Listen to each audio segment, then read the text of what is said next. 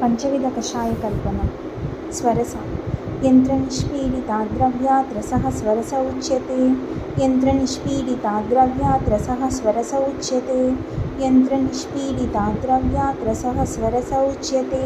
कल्क यः पिण्डो रसपिष्टानां स कल्कः परिकीर्तितः। यः पिण्डो रसपिष्टानां स कल्कः परिकीर्तितः। यः पिण्डो रसपिष्टानां स कल्कः परिकीर्तितः। श्रुता वह्नौ तु क्वथितं द्रव्यं श्रुतमाहुश्चिकित्सका। वह्नौ तु क्वथितं द्रव्यं श्रुतमाहुश्चिकित्सका। वह्नौ तु क्वथितं द्रव्यं श्रुतमाहुश्चिकित्सका। शीता द्रव्यादापोतितात् तोये प्रतप्ते निशि संस्थितात्। कषायो यो विनिर्याति स शीतः समुदाहृतः। द्रव्यादापोतितात् तोये प्रतप्ते निशि संस्थितात्।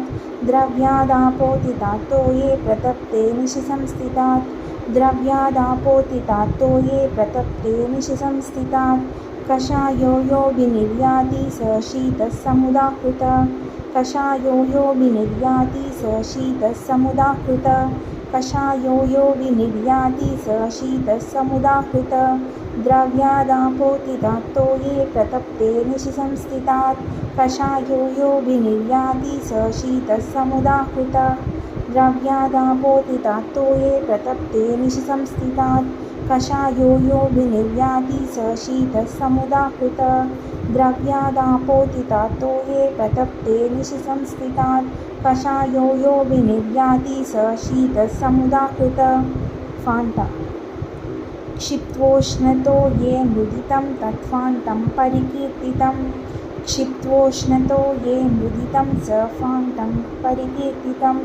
क्षिप्त्वोष्णतो ये मुदितं तत्फाण्टं परिकीर्तितं। तेषां यथा पूर्वबलाधिक्यं